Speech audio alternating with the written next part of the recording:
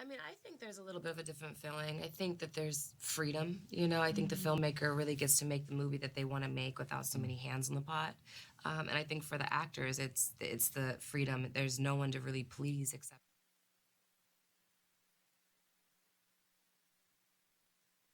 And the chair now recognizes the gentle lady from Massachusetts, Ms. Presley.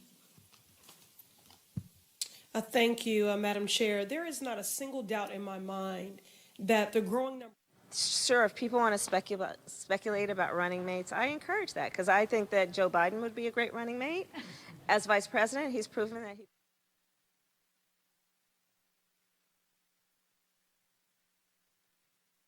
No charcoal grills are allowed. I'm white. I got you, Carl. Illegally selling water without a permit On my property. Whoa! Hey! You don't live here. I'm uncomfortable.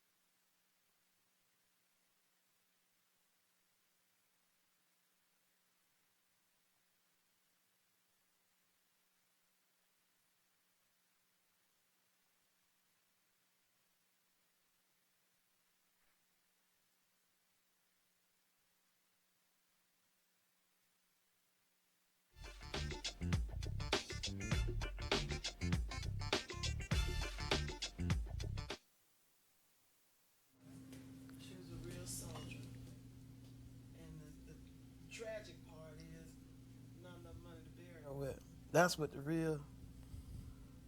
that's what was really going on. And anyway, how did the call go?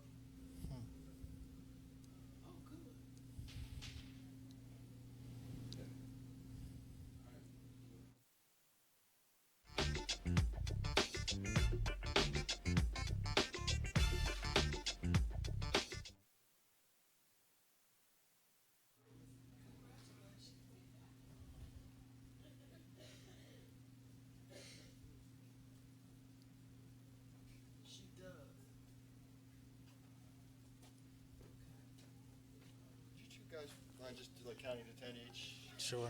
Give me 1 second. Okay.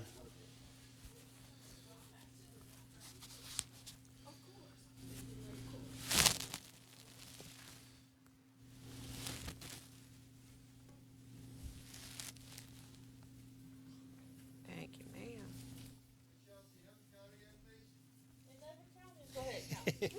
One, two. One, two, three. What's up, G? 4, 5, 6. Stop that. 8, 9, 10. I'll never do this. See, Taylor, I like that. See, words. You never heard that. I did not do It it. does not qualify as Uno, dos, personality. tres, cuatro, cinco, seis, siete, ocho, nueve, diez. I can do it in Portuguese and Swahili. Do A it. couple more.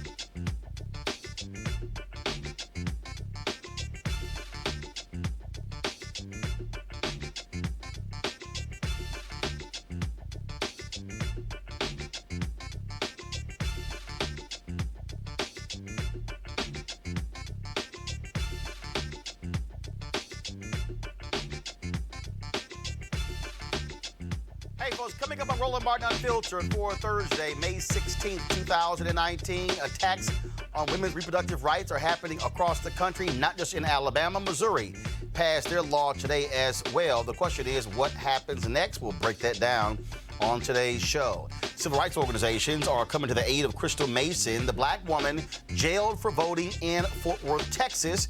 We'll talk to her attorney about their appeal case. Senator Kamala Harris makes it perfectly clear Joe Biden could make a great running mate for her as her vice president. Let me show the video. Congresswoman Ayanna Pressley takes on so-called black identity extremists. She says it's the FBI's fake excuse for monitoring civil rights groups. Studies have shown that black girls are punished more often and more severely than any other race. We'll talk about why. And Hair Love is a book that teaches children to love themselves and their magical black hair. We'll talk with author Matthew Cherry and illustrator Vashti Harrison. Also, some more crazy-ass white people decided to have Thug Day at school. What the hell are y'all teaching y'all children? And plus, The Intruder is, of course, doing well at the box office, starring Michael Ealy and Megan Good. We'll hear from both of them as well. And we got to have a family conversation, Black Hollywood, about y'all hiring non-black publicists who want to ignore black media on the red carpet. Trust me, I got something to say to all of y'all in Black Hollywood. It's time to bring the funk on Roland Martin Unfiltered. Let's go.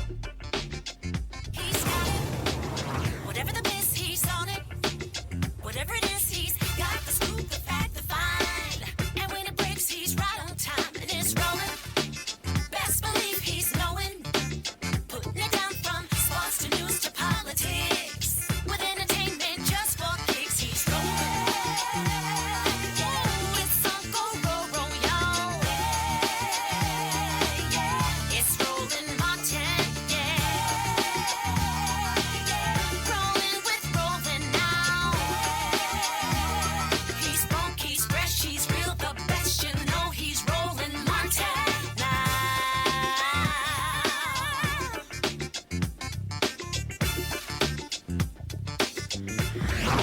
Martin.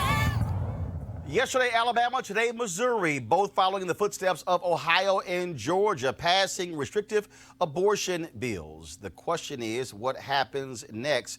What they're doing is they want the Supreme Court to weigh in on these cases in a desperate way. The white conservative evangelicals always wanted Roe v. Wade to be overturned since it was enacted in 1973. And as a result of these laws, they are hoping the Supreme Court will hear one of these laws and take it up. The question is, what is going to happen legally? Joining us right now is Janice Mathis, Executive Director for the National Council of Negro Women. Also on our panel, we have Dr. Greg Carr, Chair of the Department of Afro-American Studies, Howard University. We also have, of course, Erica Savage Wilson, host, Savage Politics Podcast, and Mustafa Santiago Ali, former Senior Advisor for the Environmental Justice at the EPA. Janice, I want to go to you. You're a lawyer as well. This is what they have been gearing up for quite some time. I have been telling black people that these battles were happening on the state level. When you saw what took place in 2010 with Democrats losing big on the congressional level, they also lost significant seats on the state level, gubernatorial mansions and state legislatures. Now we're seeing it. We saw ALEC, we saw Stand Your Ground, we saw voter ID bill. But this issue here is one that is tops. And so Alabama, Missouri, Georgia, Ohio, we can expect to see others. They want to force the Supreme Court with 5 conservative justices to strike down Roe v. Wade. I think you have to go back to really understand this, Roland. Go back to Anthony Kennedy's replacement. Anthony Kennedy was a swing vote. He was the pivot point around. He was conservative, but he could pivot. Moderate, yes. He could pivot, depending on what the issue was. His appointment of his replacement has now made it 5-4 in the other direction.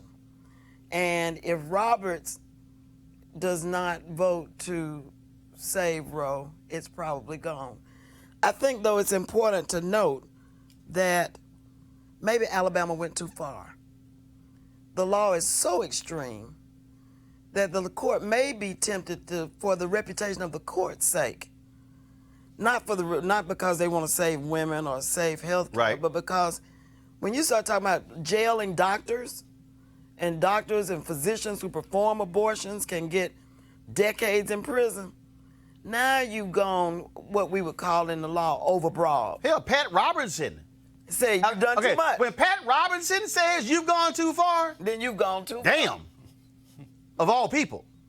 And so we'll just see. Of course, now, there have been other instances where the court was willing to go too far.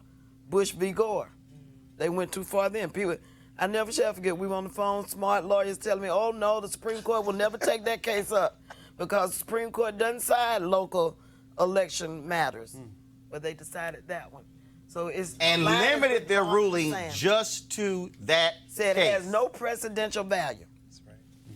Erica, so we'll see. Erica, the thing that was interesting about this whole back and forth, if you look at public opinion, a majority of Americans say leave Roe v. Wade where it is. People view this as a personal decision. Yeah. When you look at Alabama, not just jailing doctors, but literally refusing to even have rape or incest included in that. You have people out there, conservatives like Matt Walsh and others, who have been getting blasted on social media saying, how dare you can be for this. I've had people who were criticizing me because I've said, oh, how can you call yourselves pro-life but you support the death penalty? Right. And then, of course, some conservative, they retweeted it. And so all these trolls start coming at me. And I said, I'm sorry. I'm just repeating what the Catholic Church said. But the opinion of the Catholic Church is they are absolutely against abortion, but they're absolutely against the death penalty. Right. And what you have here is you have people who call themselves pro-life, but in fact, they're not pro-life because they got no problem putting folks to death. Absolutely. And then they absolutely have no problem with oppressing Black and brown people. So the way that we look at it broadly is to say that this is about women's bodies, but then at the same time, who are the people that we are not only electing, but then that we are also funding their campaigns that do stand with those people who really are scared of the browning of America. They do want to have some sense of control over population as well to ensure that the majority that is rising doesn't rise it has been reported to raise. And so for me, I think that this is really an opportunity for everyone to get more involved with state legislators, and then also to understand that though these bills have been passed at the House levels in the states, that they have not been passed overall broadly. So there is still time for people to engage, for people to fund the ACLU and other organizations that are taking these states that are taking these people to task, that are really trying to take away precedents that's been set for over 40 years now. Greg Carr, what people don't understand is that Republicans love to talk about small government, getting government out of our lives. But the reality is these are the same people in Alabama who passed a law that says city councils cannot take down Confederate statues. Same thing in North Carolina, same thing in Virginia. And so I call, even on issues like this, my pastor calls it situational ethics. They have situational faith. They have situational values. Where again, it's always, oh no, it's local until we have power, and then we're going to make it perfectly clear that since we have power, we're going to tell y'all what to do. Yes, the scholar Marimba Ani refers to it as a rhetorical ethic. They just say anything to get what they're after. They're going to push this federal experiment called the United States of America until it finally breaks. That's what's going to happen. John Roberts has a decision to make. I agree with you, Janice. Is there going to be judicial legitimacy for the federal judiciary? Well, they've already picked up almost a quarter of all the lower court federal judges in the past 2 years. Is there going to be respect for a federal judiciary nationwide, or are they going to go for this paragraph? This is absolutely coordinated. You mentioned ALEC. This is being coordinated. Of course, Alabama's the overreach. They're going to test the outer limits. But we'll know as soon as Monday whether or not they're going to hear the challenge to this Indiana law, which has a couple of troublesome provisions, and you've got one coming up from Louisiana. They'll certainly probably hear this. You only need 4 votes on the court to allow to them to hear a case. They set their own docket. Justice McConnell, also known as Neil Gorsuch, is in a trio with Alito and Clarence Thomas, who said recently that there are 2 bad decisions Roe versus Wade, and Dred Scott. So this is about stare decisis as well. This is set law, 50 years. If you attack this, John Roberts is going to have to choose. Either he's going to go with the theocracy of Mike Pence and the other these rhetorical ethicists, or they're going to create a situation where this country is going to fraction beyond recognition, because some states you're going to be able to terminate a pregnancy and others you won't. And then you're going to see states saying, you turn that megabus around from Georgia, you're not coming into Virginia to terminate your pregnancy. Well, in fact, Mustafa, Georgia's law penalizing you if you cross state lines. Yep. What you also have here, and I really need people to understand this, which is why so many of our people have got to stop watching mainstream media who refuses to really properly put this in context. This thing goes beyond just the abortion laws. You deal with the issue of abortion. You look at voter ID. You look at voter suppression. You look at the attacks on civil rights.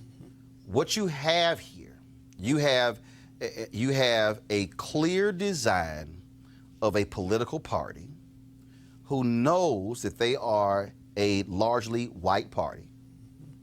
They know that we are 24 years away from becoming a nation majority people of color. So what they are doing is they are trying to cement, put in place the infrastructure that goes beyond 2043, put in place the infrastructure that will keep them at the levers of power for an additional 20 to 30 years. So now we're talking about 2063. Now we're talking about 2073. And because they see what's going on, they see African Americans, Latinos, Asians, Native Americans. They see, the story came out the other day about the birth rate being the lowest in 32 years. The whole deal with illegal immigration.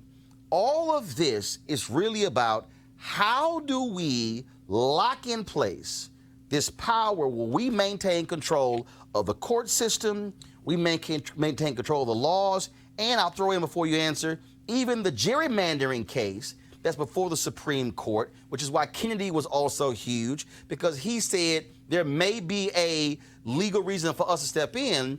If this Supreme Court allows gerrymandering, it will allow Republicans to draw these crazy lines to continue to maintain supermajorities in Florida, in North Carolina, in Alabama, in Mississippi. We can go down the line. That's really what's happening here. Without a doubt. It's about power and it's about hypocrisy. All we got to do is look at South Africa and how people stayed in power for hundreds of years by making sure that they addressed the infrastructure, made sure that they controlled the judges, controlled the legislature. All these various things were in place so that they could control, even when the numbers were, they were in the minority, they still were in the majority of the control that happened in that space. When I talk about the hypocrisy of this, it's interesting that people want to legislate women's wombs, but they don't want to legislate the fossil fuel industries that are causing miscarriages by women. They don't want to legislate the assault rifle companies and everything that's going on in the gun space. So that's the hypocrisy that goes in there. Well, not only that, I have not seen any of these ardent pro-lifers in Flint. I have not seen any of them, Janice, demanding something happen to babies that are where you have miscarriages because of the water in Flint. See, this is where they're fraudulent. They're fraudulent because they are also not on the front lines. Where are the pro-lifers about the black woman who was killed by the cop in Baytown, Texas? See, this is why they are full of it about being pro-life. They are not pro-life because they do not care when a cop guns down somebody in Baytown, Texas. They don't care about Philando Castile. They don't care about it. So they're not actually pro-life. No, they're not. And I think I want to pick up on the brother's point that they're also anti-majoritarian. Majority rule. One person, one vote. Those are the principles on which this system is supposedly built. But now you've got with voter suppression, with gerrymandering, and I would submit to you with campaign finance reform. Money is speech. as long as we have more money, we can become oligarchs.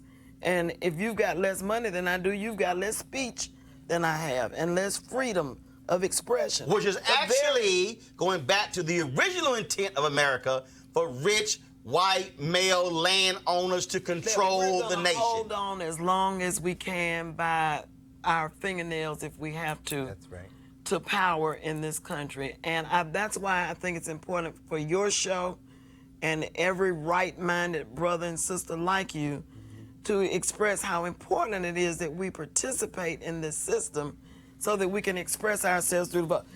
Appointment of judges may be the most important thing that a president does. And again, for all the folks out there who are sitting here watching us right now, and let me also be clear, I am not saying you cannot be a person of faith who opposes abortion. Mm-hmm. I will respect your viewpoint if you say, like Benjamin Watson, the football player, he is absolutely against abortion. Fine, that's his opinion. My issue is when people in Alabama pass that law, and according to the CDC, Alabama is #1 in the nation for infant mortality rate. Right. See, so if you care about babies, Janice, Erica, Greg, Mustafa, then show me how you are addressing being #1 infant mortality. They don't care about your babies. Yeah. Because we're not human beings. They don't care about poor white babies. Right. You know, this is the challenge. This is really what we're faced with. And we don't have to look any farther back than Reconstruction in this country. That was the last time this country attempted, at least a region of it, to build something beyond that white supremacist model that you mentioned at the beginning, Roland. These folks don't care because we're not human. It's about power, as Janice said. I mean, look at John Roberts in the First Amendment. So when you look at the First Amendment, that explains John Roberts' judicial philosophy towards something like Citizens United. Money is speech. Money is speech. However, there is no right to privacy written into the federal Constitution either. So when you look at Griswold versus Connecticut, when you look at Roe versus Wade, these are things that are speaking to an inherent right that the judges have interpreted in the Constitution, speaking to a common humanity. Finally, America has never been a nation. There is no common culture. This is a state where people are fighting to avoid last place. This oligarchy is going to run until this thing breaks. And then when you see places like New York City and New York State, where now they're saying, maybe we'll use public funds to help somebody terminate a pregnancy. Now you got the deepest principle, which is the one you just raised. I don't care what somebody else believes as long as my right to believe what I believe is protected. That's the fundamental right, and that's the thing they have no interest in a theocracy. And what decisions does the state have the right to make on behalf of free individuals? That's right. That's the question. That's the crux. But for the folks who are watching, and let me read this here. My man Cleo is on our YouTube channel, and he tweeted this. Let me find his tweet. He said, "Quote: They are not hypocrites. They are consistent and focused on a clear agenda." Right. It's true. The right has always understood how critically important Supreme Court is. Mm-hmm. Yes. Which is why the Moore majority came to power in the late 1970s, 1980s with Ronald Reagan. They understood that. For the people, again, who are at home, this is why also y'all got to learn y'all got to read. Here we go to my iPad. This is a book by Jack Bass. It is called Unlikely Heroes, a vivid account of the implementation of the Brown decision in the South by Southern federal judges committed to the rule of law. Now, everybody who's watching, let me just unpack this, and then I want y'all to respond. What you have to understand is that there were 2 Brown decisions. There was Brown 1 and Brown 2. Second, the Supreme Court said all deliberate speed, which actually meant slow as hell. They actually left it up to the lower courts to actually implement Brown versus Board of Education. Many of the legal procedures we have now, such as injunction, did not exist prior to Brown. That was literal law that was created by these federal judges. The Fifth Circuit, which covered Alabama, covered Texas, covered Mississippi, these were white Southern judges. White folks thought that these white men were going to uphold racism. In fact, they didn't. They upheld the law. They were ostracized kicked out of country clubs and others. Run out of time. And the judge said, fine, to one of the wives. She's like, what are we going to do? He said, we just going to be by ourselves, because he understood the rule of law. If you don't understand all these conservative think tanks, I need you to understand that conservative think tanks came out of the Black Freedom Movement. As a result of Brown 1, Brown 2, then those legal decisions, everything began to change. Now, some of you may begin to say, well, Roland, I don't understand, because I can recall folks like William F. Buckley, how Republicans were all about supporting civil rights. You're absolutely right. Until this book came out. Here we go to my iPad. Conscience of a Conservative by Barry Goldwater. That's right. It is this book, Barry Goldwater, opposing the 1964 Civil Rights Act, that completely flipped Republicans, who then became the biggest critics of civil rights. Who did they hate the most? The courts. Because what Thurgood Marshall, what those lawyers with NAACP Legal Defense Fund understood is that the federal law is the law.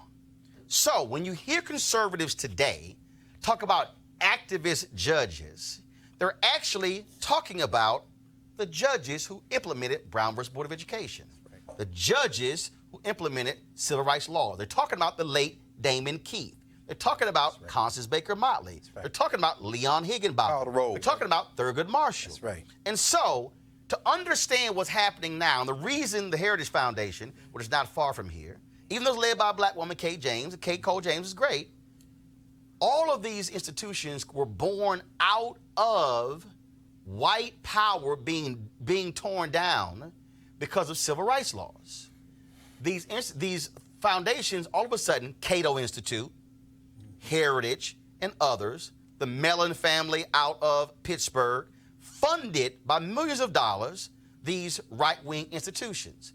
Fairless Society was specifically created to take young, white, legal minds, largely white men, train them into their thinking, move them through Yale, Harvard, Columbia, Cornell, Princeton, and flood the system. Reagan comes in 1980, appoints all these conservative judges. They then bring them into the system, appoint them as clerks. So, to Janice's point, when Kennedy retires, he waits in time for his law clerk, Kavanaugh, to be appointed to take his place. Right. Who went to the same prep school as Gorsuch. These guys, oh, come on. So what we are dealing with, folks, is a system that came into existence 50 plus years ago. So what we're seeing today is the manifestation of a very clear, well-funded agenda, because they said we are not going to allow what those damn judges did for those black folks. In the Black Freedom Movement, we are not going to allow that unfettered access ever again. Absolutely, and the way that you laid that out, that is a mature adult situation. So the reactionary that's coming out. You ain't gonna get that on MSNBC, CNN, and Fox News, but go ahead. At all, which is why it's important to support Roland Martin Unfiltered. That's right. Because black media definitely matters. So this is a full matured adult. So the reactionary action that we're seeing coming out of the Democratic Party of people that are alarmed or they're really upset, what you're providing now, the education that you're providing, the reactionary needs to become, okay, so then what are we going to do to combat this?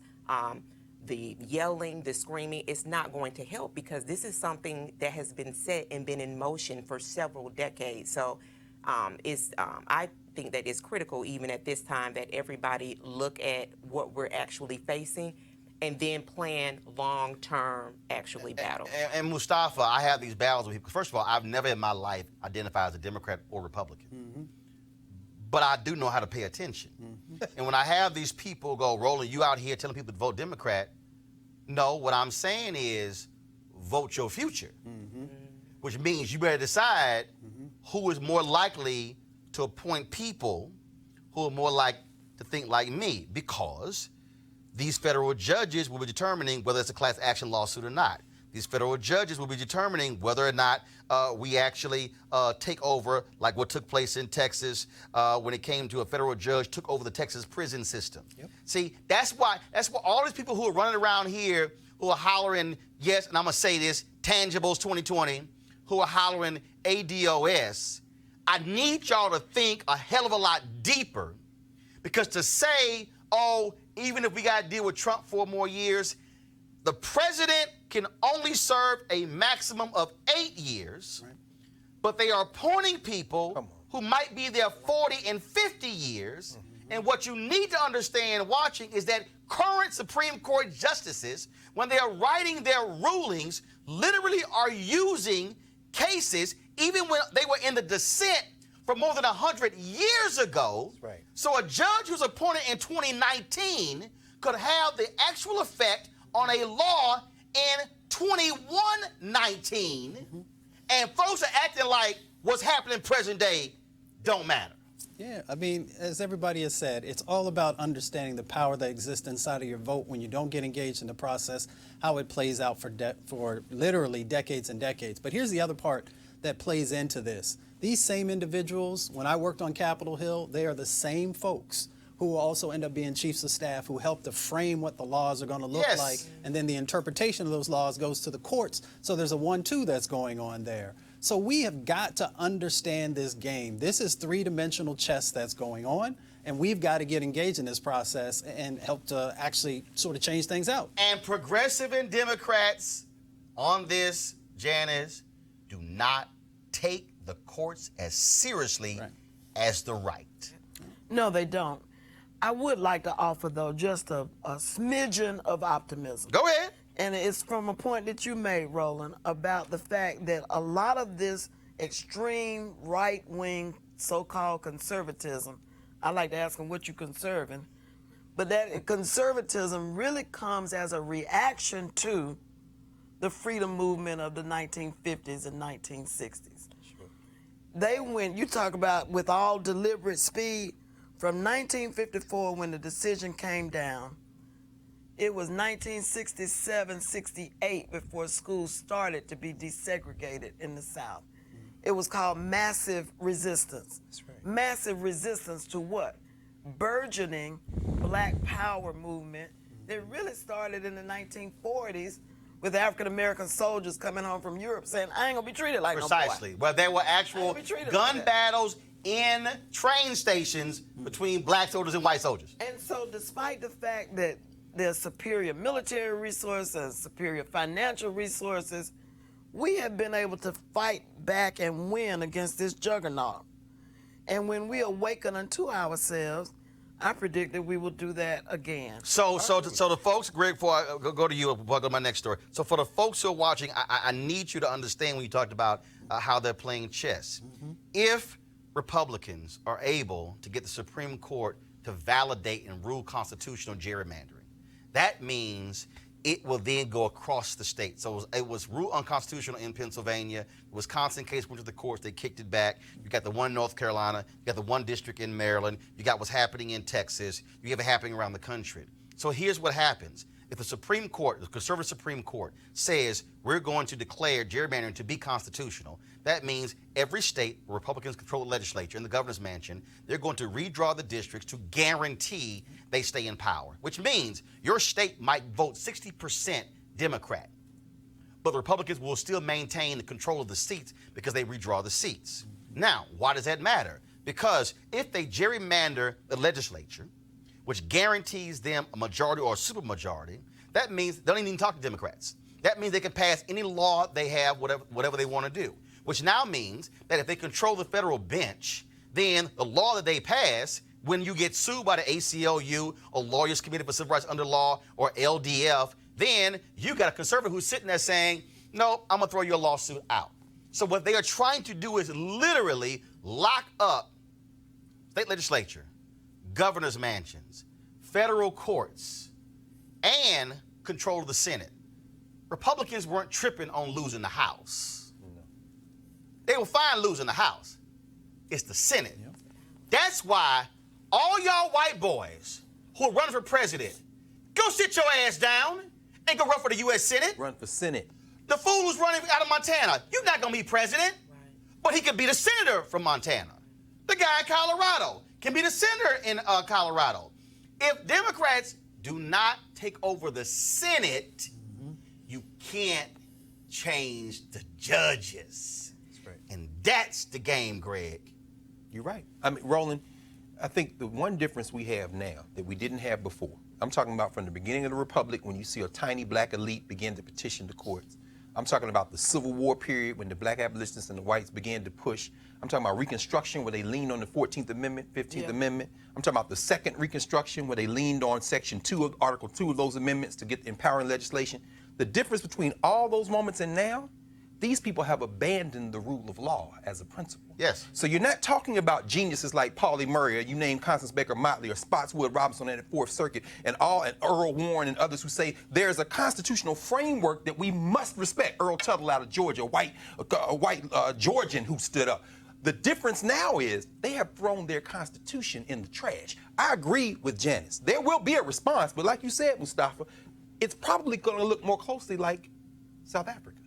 Jan Smuts came to the United States to study how to do what they call Bantu education in South Africa. He came visited Howard University. He said, how do you train this black elite to have respect for the rules? But what happened is Nelson Mandela, Oliver Tambo, these are lawyers, Walter Sisulu, lawyers, but they were also part of a strategy that also did not take off the table guerrilla violence. There is going to be a response once we figure out they've thrown their constitution away. They're going to break this thing, and it's not going to be able to put it back together. Final comment before I go to my next one.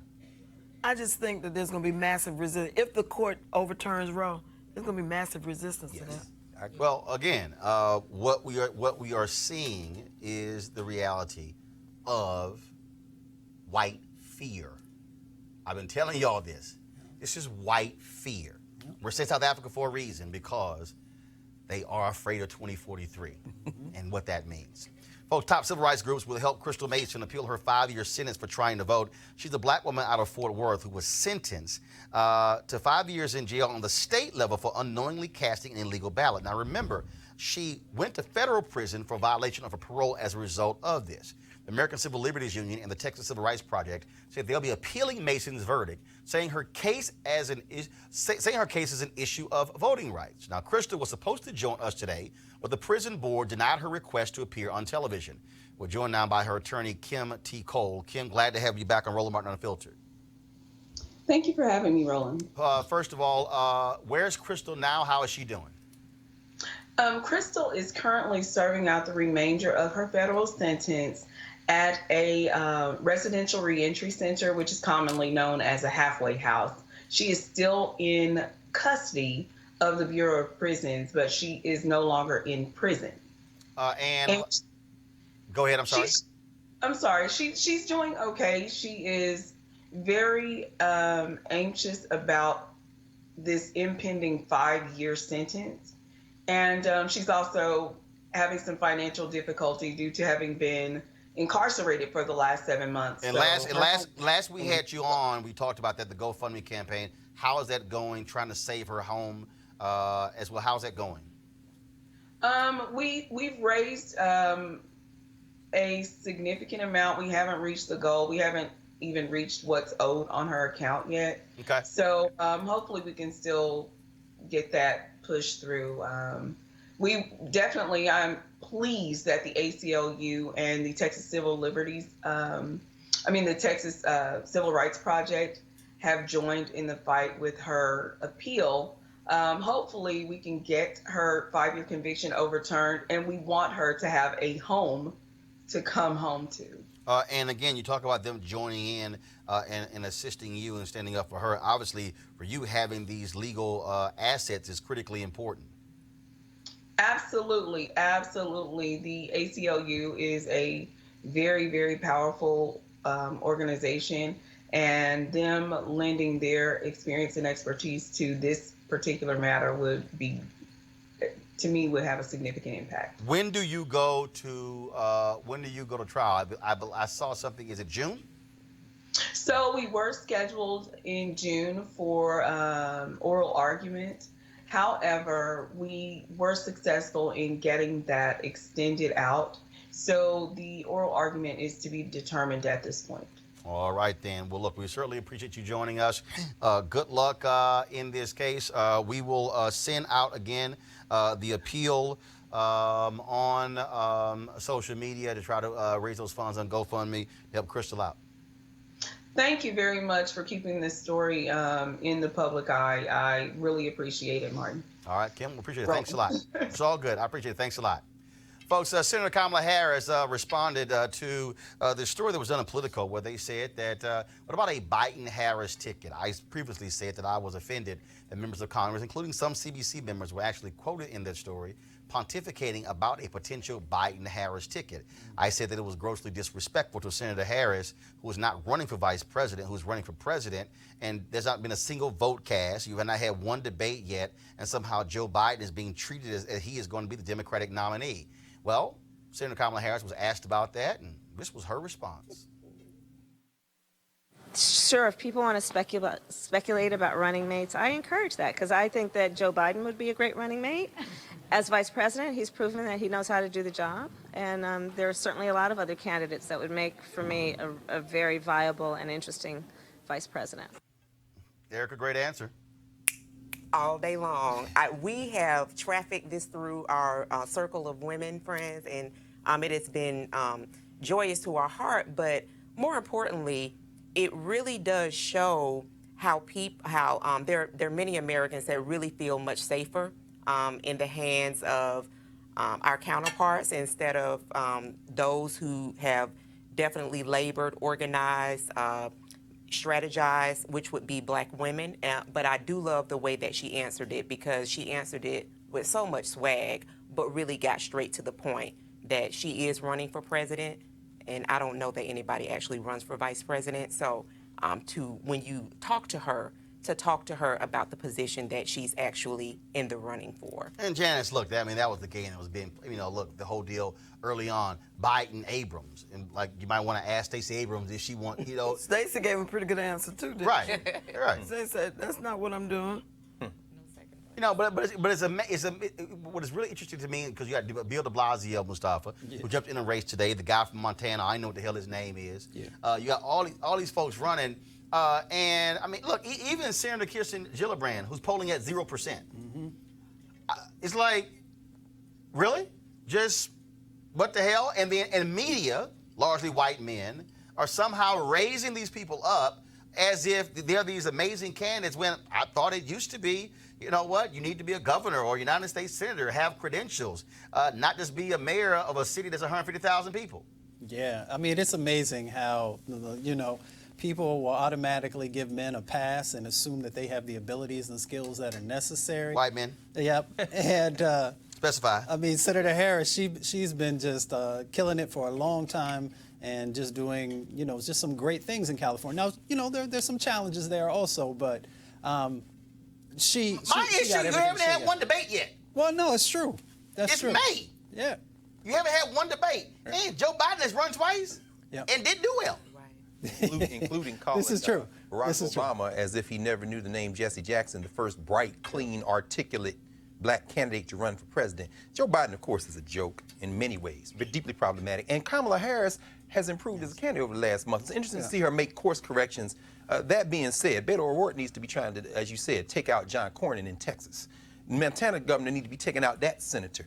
And I hope that Stacey Abrams, I don't know if she, this would be an interesting candidate. I think Elizabeth Warren, in terms of her policy stuff, has been doing some incredible stuff. But we're living in a celebrity culture. The presidency is like the shiny thing that can't be resisted. Right. Stacey Abrams could take out Purdue in Georgia in this senatorial election. If we're thinking about our people as a group, we need to start maybe thinking beyond this presidential election, like you said, because this just becomes a thing like American Idol or something. Right. Are we serious? Because we're going to be the ones that suffer from this. Right. And the pragmatic thing about it is once they get through cannibalizing each other, yes, none of them will seem attractive enough to be president. Talk about that. Yeah. What does that mean? Yeah. Well, it means that in order to, if you got 20 people in a field who are running, you've got to go negative at some point. Right. Your polling is going to insist that you at some point find their weakness, make the comparison. And so once they eat each other alive and expose all of each other's faults, who's going to be left standing that people will identify with enough to vote for, if it is a celebrity culture, which I agree with you about. All right, folks, go ahead real quick. I was just going to say, everybody has the right to run, but we got to ask the question also, why are some of these people actually running? Right. When you don't have any new proposals, you haven't done anything outstanding in your career that sets you apart from, other folks who actually have a legitimate chance. Well, they all looking at Trump, saying, well, hell, he won. Why not me? That's right. Y'all. He has lowered the bar now. No, he ain't lowered the bar. He done obliterated the bar. All right, folks. We talked about, of course, white domestic terrorists often on this show, but the FBI somehow is focused on black extremists. Yesterday, the Democratic oversight hearing, where you had Congresswoman Ayanna Pressley, who jammed up the FBI and asked about the legitimacy of the FBI's claims against black people. Check this out. And the chair now recognizes the gentle lady from Massachusetts, Ms. Pressley. Thank you, Madam Chair. There is not a single doubt in my mind that the growing number of hate crimes taking place in this country are a byproduct of the hateful rhetoric being spewed regularly by the current occupant of our White House. This administration has emboldened white nationalism, white supremacy, and far-right extremism, including anti-Semitism and Islamophobia, all while suggesting these groups do not present a growing threat to our communities and national security. We know otherwise, and the witness testimony we've heard today is further proof that this is not the case. I want to thank the witnesses for being with us today, and I want to extend my deepest condolences to Mrs. Bro and the countless other families who have lost loved ones due to intolerance, hate, and bigotry. Mrs. Bro, your courage to come before us today and to stand up for what is right is a testament to the love that guided Heather's life and her quest for racial and social justice. Although there is no hierarchy of hurt throughout our nation's history, hate crimes have disproportionately impacted the black community. Since 1995, black Americans have been victims of 66% of all racially motivated hate crimes. The numbers don't lie. Black Americans continue to find themselves at the greatest risk. This year marks 400 years since the first African slaves arrived on the shores of Jamestown in the hull of ships, robbed of their freedom, culture, and humanity. Racism against black Americans is entrenched in the enslavement of our African ancestors and has manifested in our nation's institutions and policies. And despite the progress we've made as a country, black Americans are still treated as second-class citizens, disproportionately targeted for driving while black, walking while black, lunching while black, organizing while black, literally existing while black. In 2017, an FBI intelligence assessment leaked identifying quote-unquote black identity extremists as a prime threat to law enforcement officers. To be clear here, the FBI was tracking peaceful protesters while advising local law enforcement agencies that these groups were a violent threat. This is the same agency that secretly spied on Dr. King and civil rights activists for their pursuit of equality for black Americans, a movement that at the time, if we're telling the truth, was vilified, and yet today we celebrate.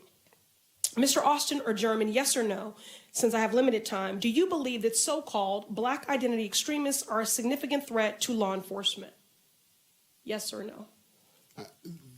The name BIE is a made-up term that is reckless, and that is something that is simply going to continue the problems that we are seeing right now, where 1,000 people die at the hands of law enforcement every year. It should have never been put out. It should have never been given to state and local. It should have never been done. And I agree with that statement. Okay, so again, for the record, do you believe that so-called black identity extremists are a significant threat to law enforcement? No, I don't believe there's such a thing. Thank you. Mr. German, are you aware of any data that would justify the FBI's focus on that issue or surveillance of groups like Black Lives Matter? No, not data that would justify that. I don't believe there's data that would justify that kind of surveillance. Are you aware of the agency's use of face recognition technology to survey and target groups like Black Lives Matter? I'm aware that facial recognition technology is being used in law enforcement broadly and by the FBI as well. And at a time when black Americans are 3 times more likely to be killed by police, a document like the FBI's intelligence assessment is not just misleading, it is reckless and dangerous. Mr. German, what do you see as the danger posed by the FBI's messaging on so-called black identity extremists? Well, if you look at that intelligence assessment, it has a lot of information, very poorly analyzed, putting things that are not related together in a way that poses a scary message to law enforcement without any advice about what to do about it. So all that they can do is be afraid that black activists pose a threat to them. So when any kind of group goes out to engage in its First Amendment rights, the way the police are going to respond to them is if they are a physical threat to law enforcement, and that can be very dangerous. All right, and since I'm running out of time, Madam Chair, I ask unanimous consent to include a statement for the record from Rabbi Jason Kimmelman-Block, Director of Ben the Ark Jewish Action. Without objection, so ordered. Thank you. One of Heather's last Facebook posts shared was, and I quote, "If you're not outraged, you're not paying attention," unquote. I hope this conversation sparks the outrage that we need to finally shed light on the evils of white nationalism and far-right extremism and invokes the will and the courage to tackle it head on. Thank you, and I yield.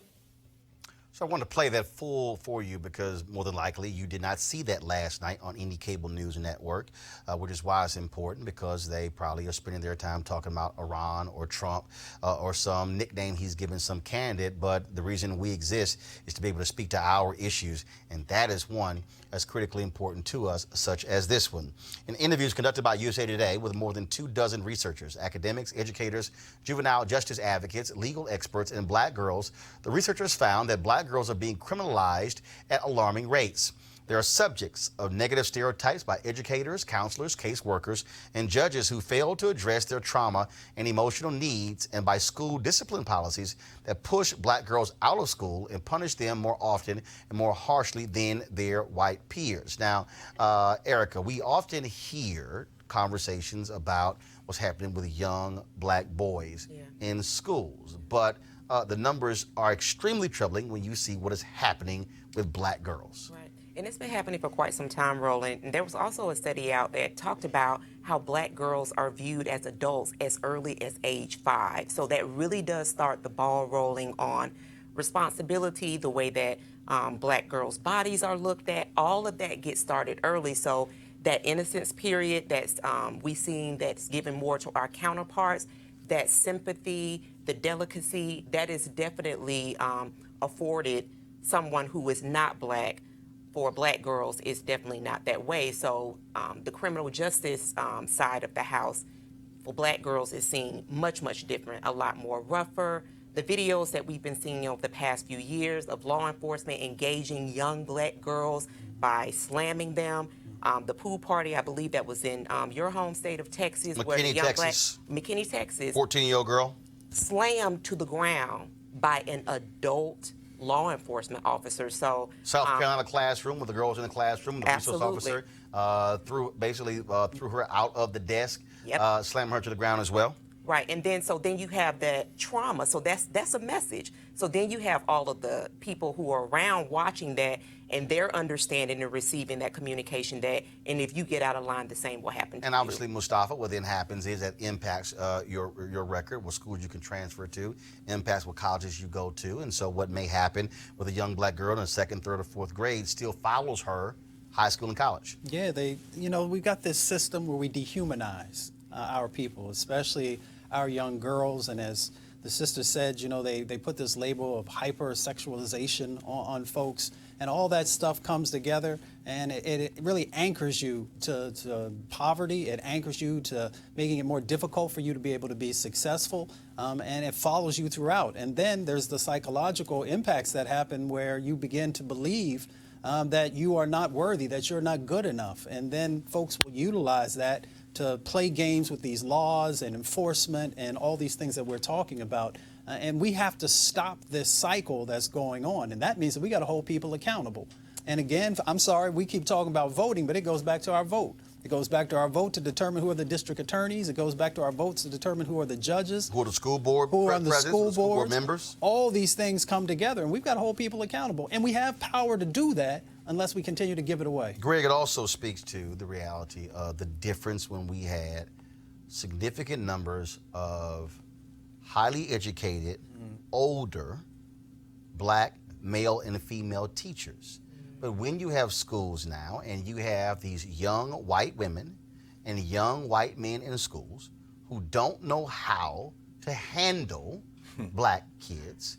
I can remember going to visit my nieces when they were in elementary school, and they were on the playground, and I was going out to see one of them to have lunch with her, and I'm walking down the hall, and these two white female teachers with this young black boy, and he is giving them lots of lip, and I'm walking by, and they clearly don't know what to do. I was like, hey, I got this. Who the hell are you talking to?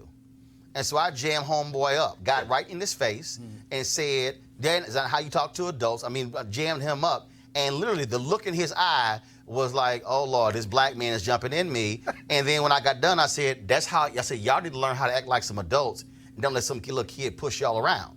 Then I went and I walked out. And the reality is, I'm sure you can remember what it was like when you had black male teachers who you didn't play with. Roland, you know, we're in that first generation that have been bused. I remember elementary school when us black kids in inner city Nashville got bussed out to some of these white elementary schools. And I remember black girls would not take off their coats because they wanted to put in a cloakroom. They don't know where those coats are. They couldn't see my coat, and they would get in trouble for wearing their coats in class. I'm just thinking back on the gender dimension of white supremacy.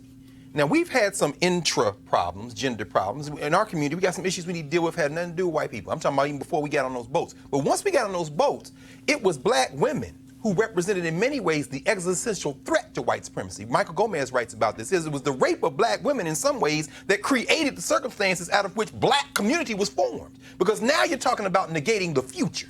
If you want to see the power of black women, you don't have to look any further than the clip you just showed. When you got an Afro-Latino sitting in the chair, part Adam Clayton Powell, part Shirley Chisholm, and her sister from Boston is reading the riot act around this black identity extremism that you well identified earlier as the thing they're gearing up for now to try to stop us. This is black women and always has been black women. But when that long-form report you all sent us to read about this terrorism against black women with that young sister who loved to read, and then they beat her. Now, I'm a graduate of in-school suspension, so I know what that means as a black boy. Yes. But to your point, when we had black teachers, when we had black communities, yeah, we didn't have the same resources, but one thing we did have is these sisters and brothers who were like our parents in those schools. The solution to this is to get away from these people, not to go toward them. I got a phone call from my sister today about my 15-year-old niece losing her damn mind and cussing out the teacher and showing her the hand.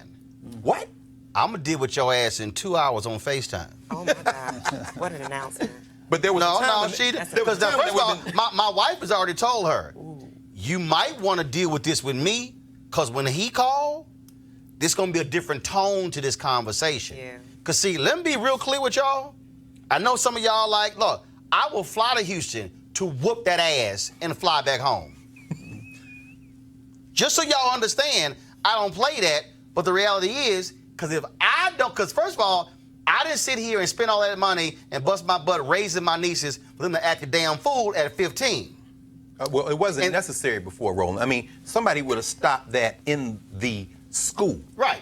But the dynamic, what we have to understand, when you got 2% black male teachers. There you go. When you have a different type of black female teacher. And disempowered black women in schools. And yes, and you're dealing again with largely white teachers. That's right. Don't know how to deal with our children.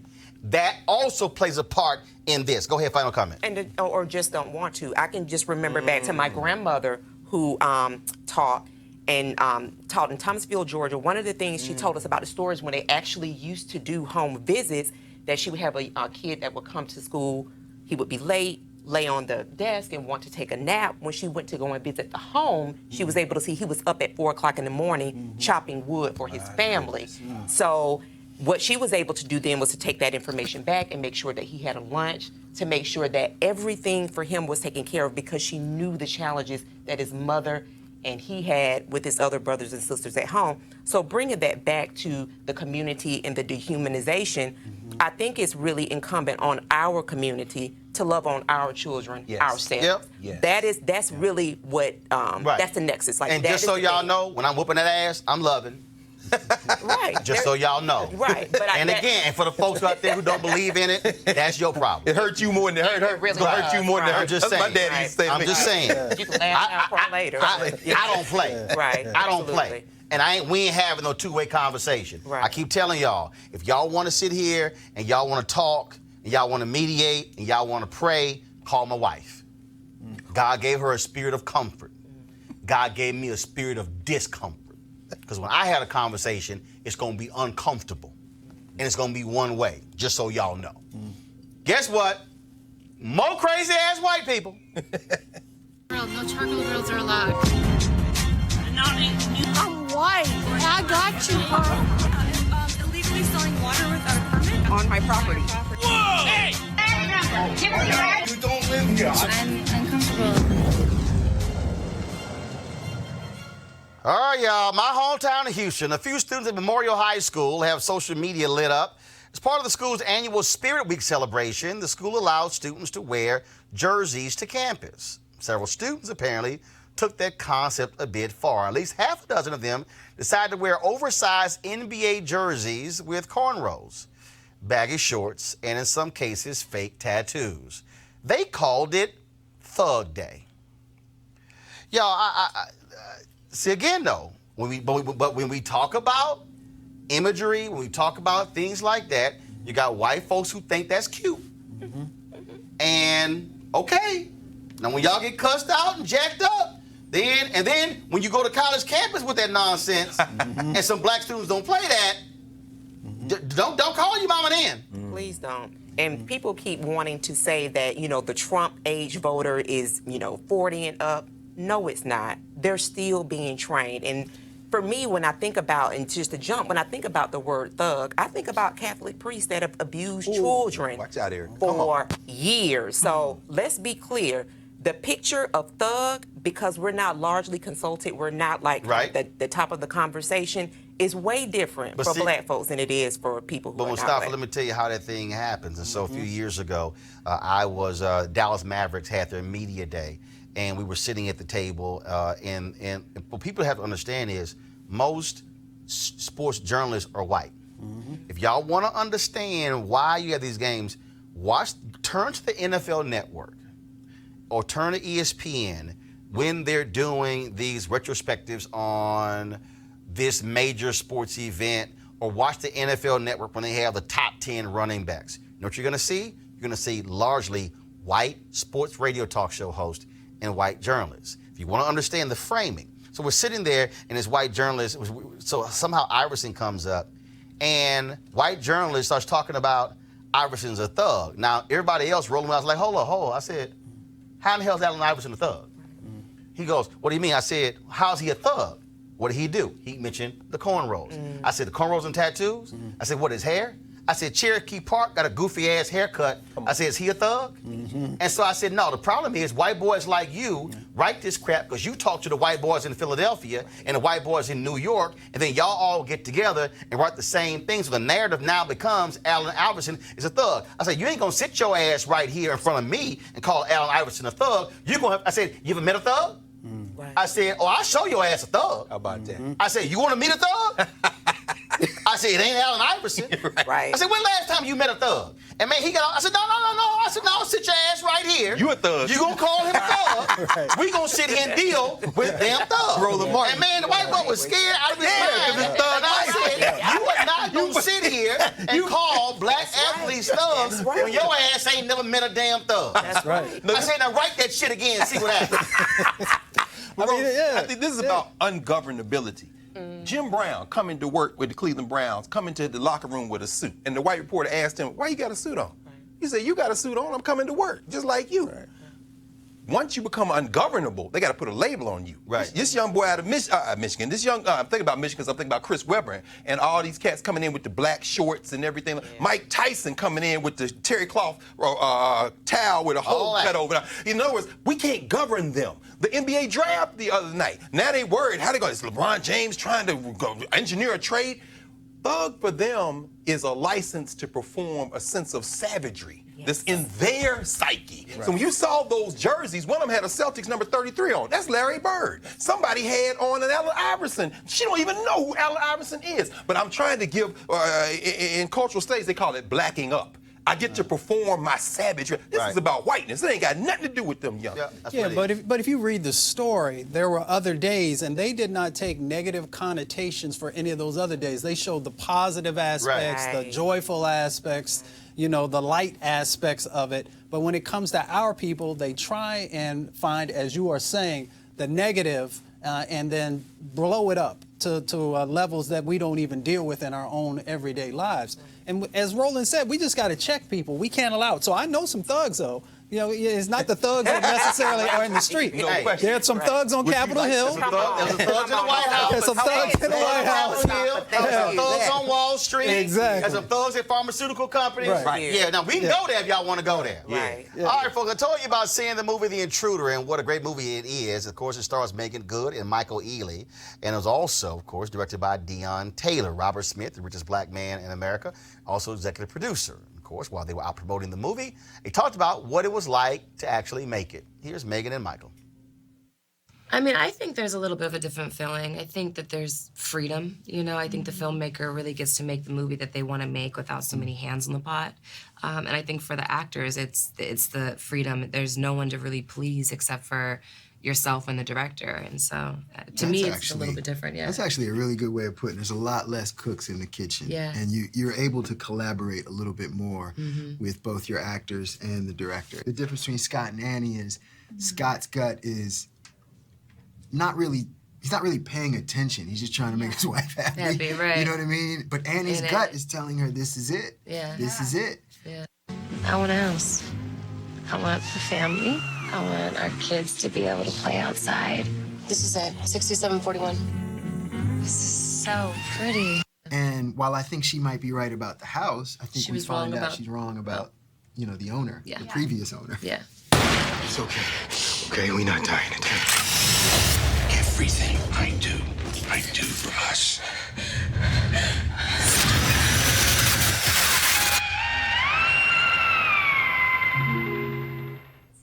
All right, folks, so The Intruder in theaters now, and so we want you to support that. All right, we got now. I know we're over our time, but we got to have a family conversation. Okay, we got a family conversation. Okay, and I'm specifically talking right now to all y'all black folks in Hollywood who have hired your non-black PR agents. So this sister put this, matter of fact, since we're gonna go Hollywood, let me go ahead and put, since y'all need me to go Hollywood. All right, so this sister put this video out of what took place on the red carpet recently with Halle Berry. Press play. Times black reporters and black outlets are pushed to the end and unable to get the proper interview that they need. Well, tonight, Halle Berry interviewed with everybody. As she approached myself, and I was the only black woman on the carpet, and there was only one black male. As soon as they got in front of Lamar and myself, her PR said that she had no time to speak to us, and they began to walk away.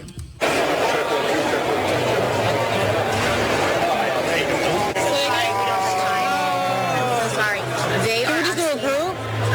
One group? For anything, because we're doing group print. And they're already starting at the theater. And, you know, I prepared all day. I was super excited. Who doesn't want to talk to Halle Berry? You know what I mean?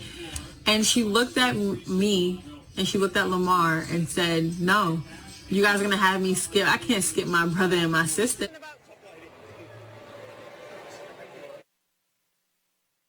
And she turned back around and walked right up to us, and we interviewed her.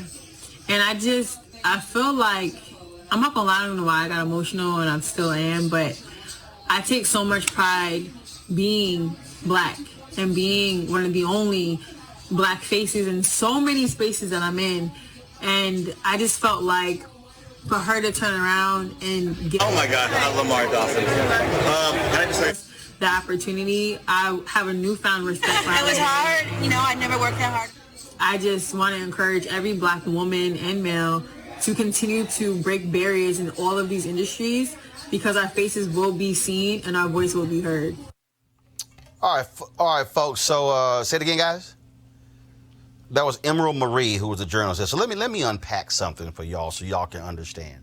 When we did our first Hollywood show on Washington Watch on TV One, that was a year I got nominated. And so I told them, I said, hey, I'm going to the Image Awards. And so they said, hey, we don't have the money to do the show. I said, well, I guess it's going to be a repeat next week. I'm going to be in L.A.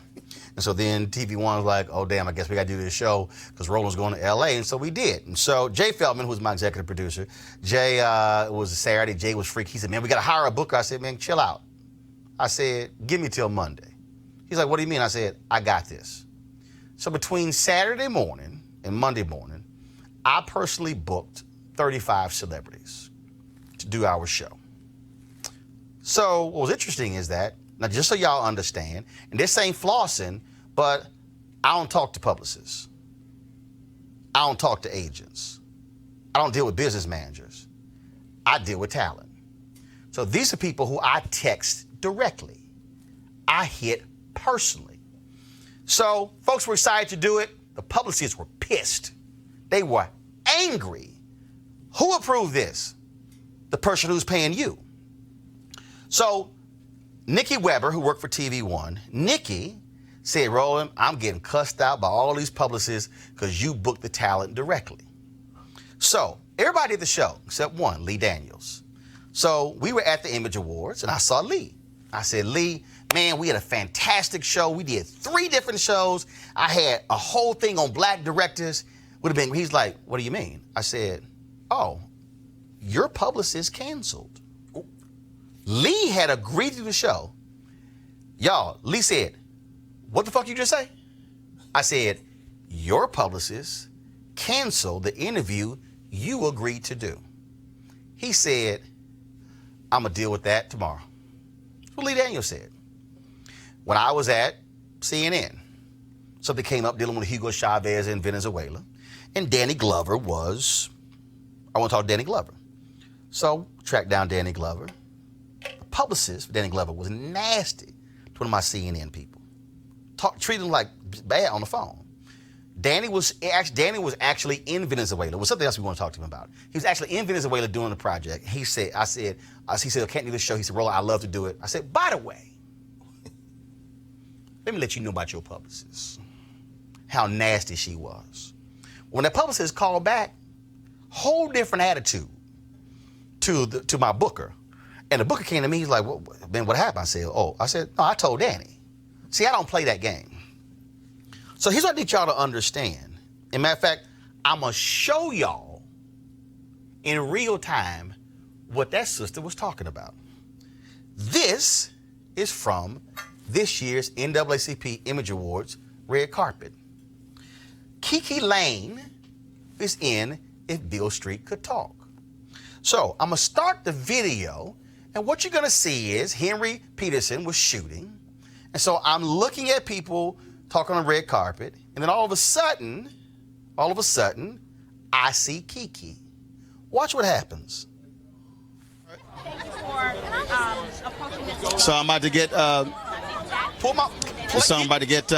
see here. So you saw me waving at Kiki. The camera's gonna come back. Now watch this. Oh, wait, it's gonna take... No, we talked in D.C., yeah. Now, come back to me. The publicist, not black, is telling Kiki she can't come talk to me. She was trying to get Kiki to go and talk to Access, Hollywood, and E.T. They were 3 spots down from me. You can't see Kiki, but Kiki is telling her, I've talked to him before. He interviewed me in D.C. When they were in D.C., I interviewed her, Regina King, Barry Jenkins, and others. Press play. Yes. Yeah, I know how you doing. I'm good. Okay, so hold up. Did y'all hear her? I told her we've talked before. Y'all, the talent pays the publicist. But these non-black publicists, they believe They control who the black talent should talk to. Now, this happens on red carpets all of the time.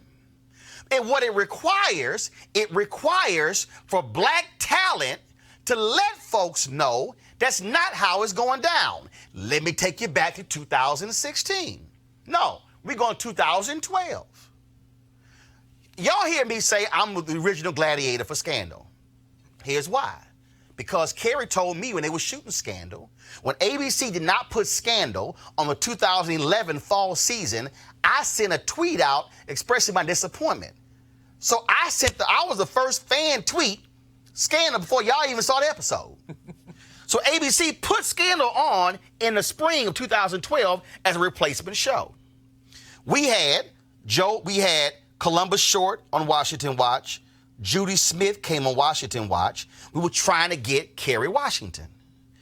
ABC kept giving us the runaround. So 2012, we're in Charlotte at the Democratic National Convention.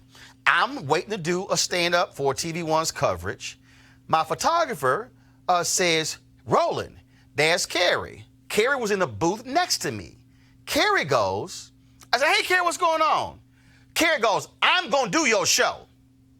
She turns to the publicist, quote, get me on Roland's fucking show. Kerry Washington was on my show that fall.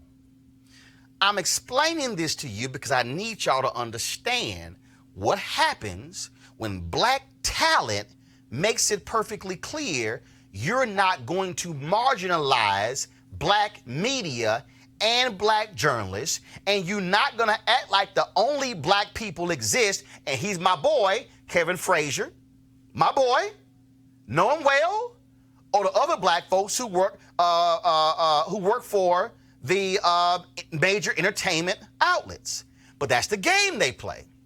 And what they've done is they have brainwashed many of these black folks to think as if they work for them when the black talent is paying them. I told y'all, Kerry Washington. We did a sit-down interview with Kerry Washington, New York. Listen to this exchange. As I have to tell you this for our audience. I've run 3 black newspapers. I've run a black website. Just do this. I've news editor of Black Magazine, news director of the Black radio station. Amazing. Produced for Black Cable Network. Keep on. Now Preach with Black Cable Preach Network. Preach. I've been in black media more than anybody else. And I have interviewed a lot of people, political entertainment. And I've told many people this, what I appreciate is your deal has been, I am talking to Roland. I'm doing this media. 2012, we were back and forth trying to get you on, talk about Scandal. I had Judy on, I had Columbus on. And I remember we were standing, I was doing a live shot, and you were about to do a live hit, and we didn't realize that we were standing next to each other. And so we hugged, and you turned to the ABC person, you are getting me on TV1. Yeah. And you make that point that's important. And I tell black folks in Hollywood all the time, we're always forget here. Your community. Don't forget us. Don't forget where you come from. Don't forget your community. Why would you want to? It's who you are. You know, you can do everything, but don't let go of yourself to do everything. Do everything as yourself, with your community. Otherwise, you'll be lost. Absolutely. Now, let me give y'all the backstory. She was doing Jimmy Kimmel and some other shows. That was for the HBO show, the movie with Anita Hill, Confirmation. That was the movie.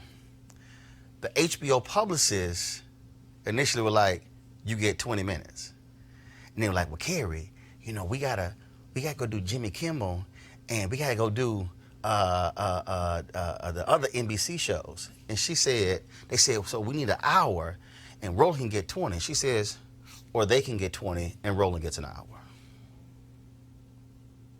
We got 70 minutes with Kerry Washington. When Ava DuVernay was doing Selma. This took place in the interview with Ava DuVernay.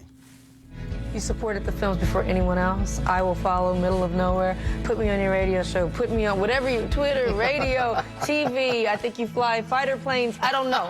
You do a little bit of everything, but you always make sure that you support artists, independent artists, certainly for me, and I just want to really thank you. I appreciate it. Thank you, Good luck Roland. with it. Now, again, when she did I Will Follow, I didn't know Ava. I knew Sally Richardson Whitfield. Sally hit me, had him on Washington Watch. That was Ava DuVernay's first national interview as a director. I'm explaining all of that because Carrie and Ava and others who I know make it a point of talking to black media, making it a point that when they shoot a movie, there better be black media people who are on the junket, that there better be black media people who are interviewing them. And not just black people who work at major news outlets, but black media outlets. Because see, before Ava was Ava, she was on Washington Watch. Before some of these other folks became who they were in this black newspaper, and this little black radio show, and this black website. But see, what happens is, as folk get bigger, they forget those outlets. Now, look, I totally understand amount of time, things along those lines, but I have personally witnessed how non-black publicists will walk their clients down these red carpets and will walk them past black media, and they will only go to the major media outlets when in reality, who's gonna give them amount of time? Now see, I ain't gonna really bust out the artist, but when we were doing Get On Up, we had the James Brown movie, we had one of the prime, we got taken care of one of the prime positions. And I interviewed Mick Jagger and the director and Dan Aykroyd and Chadwick Boseman and Octavia Spencer. And that was one person who was in the movie who, for whatever reason, didn't want to sit down with me, but wanted to go sit down with Entertainment Tonight. Now, here's what was interesting. Every single person I named got their own segment, at least 10 minutes on the movie. I guarantee you she didn't get 30 seconds over there. See, my point is, you're going to need us. You're going to need us.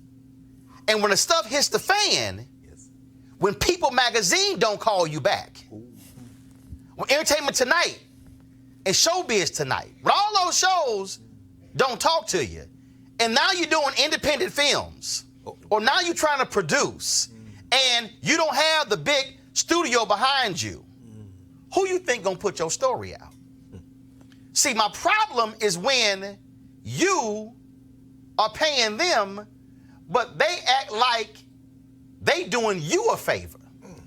And what's required is for black Hollywood, for actors and actresses and directors and producers to say, no. Sterling K. Brown was asked backstage after one of the award shows, did he notice the lack of diversity on the red carpet? And he said he didn't. And what I'm trying to explain to y'all is, we see this every single year at all of these red carpets and all of these movie junkets. And what I need are for black folks who are doing these films to do what Spike Lee said when he said, I'm not talking to any media outlet unless y'all send a black reporter. And you know what happened? It caused all these white media companies to look around and say, damn, we don't have anybody black to send, because Spike exposed the lack of diversity in their magazines and in their newspapers. They called Spike racist for only wanting black people, but what he was actually doing was calling out their racism because they didn't have any black people. And what is required in order to change this system are for black people who have the power, who are the talent of these movies, to stop being led around like little children by publicists who are telling them who to talk to or not. What I need are black folks in Hollywood to hit the red carpet and say, where are the black people? And to say, where are the outlets? Now, you can't talk to all 10, talk to 2 or 3 or 4. But don't let them walk you past all of the black people. And I'm not just saying come talk to Roland because you know me. Talk to the sister next to me who you don't know. Talk to the brother next to me who you don't know. That person needs to interview with you in order to come up. That person needs that one-on-one to be able to put on their reel when they begin to apply for another job. They need that to show they've been able to do. But the only way you change this system is when you have black talent who decides to recognize their blackness and stop allowing non-black publicists to ignore black folks and black media on these red carpets. And it also means that when you make these movies, when you sit in, I've been to those junkets, and you've got all these white folks who are interns, and all these white folks who are production assistants, and there are no black people. And these Hollywood studios don't even know who we are. They got to go hire an outside firm to bring in all the black folks because the studio has no clue. And then when we walk in, they have no idea who we are. I walked into a room, and she goes, Miss Union, this is Roland Martin. Gabrielle was like, baby, that's Roland. See, that's the game that played. And then the flip side is when you do get the interview, you got 4 minutes. My team will tell you, I don't do 4-minute interviews. And if Ro got 4 minutes, Roland not getting on the plane. Straight out of Compton, they told me 4 minutes. I said, no, I don't. I said, 4 plus 4. And the brother was like, well, I was told 4. I said, you better check again. And the little white girl said, no, he get 2 slots. He get 8 minutes. And my man, director, he said, well, F. Gary Gray said, gets Roland getting 8. I'm saying that because Coretta Scott King did that. See, let me give y'all some history. Black Hollywood, black actors, black actresses, black directors, black producers. Dr. King was assassinated April 4th, 1968. When they had the funeral, the white racists in the media group said, no, it's white only. No black photographers, no black journalists. So Lerone Bennett and Simeon Booker went to Coretta Scott King and said, Mrs. King, white media is not allowing Ebony into the pool to cover Dr. King's funeral. Coretta Scott King sent word, and she said, let them know if Ebony and Jet is not in the pool, there will be no pool. And the white media had to back down. Monita Sleep. And Monita Sleep. Come on, brother. Was allowed into the pool. That's the picture.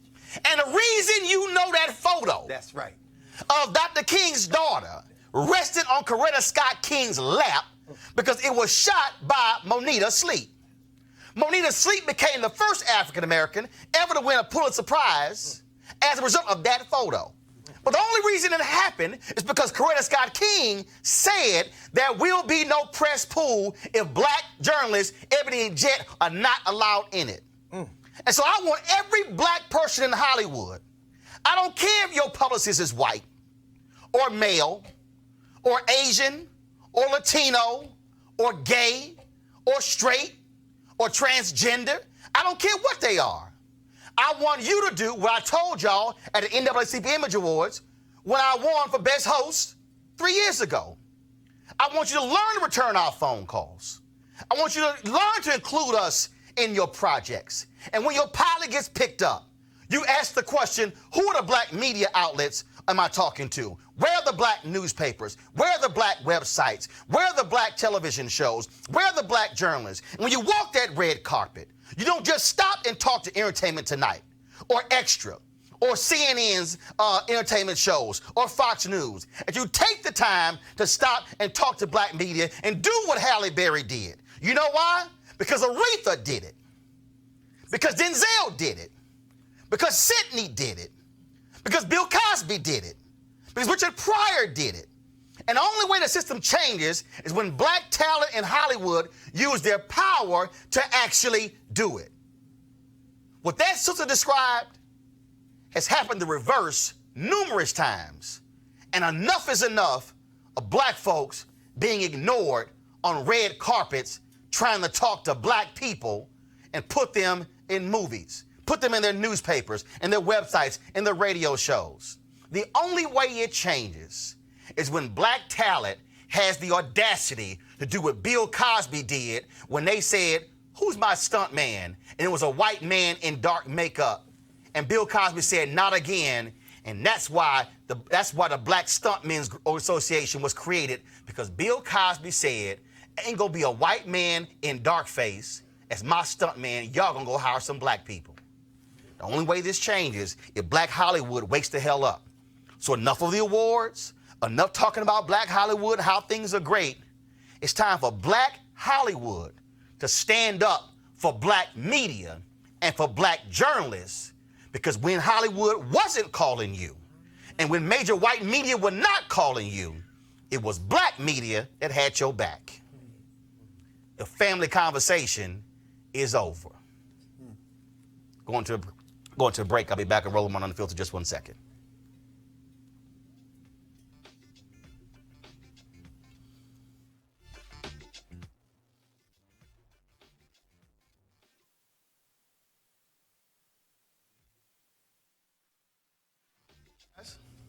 You back? All right, cool. So listen, I want you to support Roland Martin Unfiltered. Reason being, because we speak truth. That's necessary. And sometimes we check crazy white folks, we check Republicans and Democrats, but sometimes we got to have a conversation with black people as well. So please support us at RolandMartinUnfiltered.com. Join our Bring the Funk fan club. Every dollar you give goes to support this show. I will see you guys tomorrow. I want to thank Janice Mathis, who left, but Greg, Erica, and Mustafa, thank you so very much. Folks, I'll see you tomorrow right here at Roland Martin Unfiltered. We keep it unapologetically black.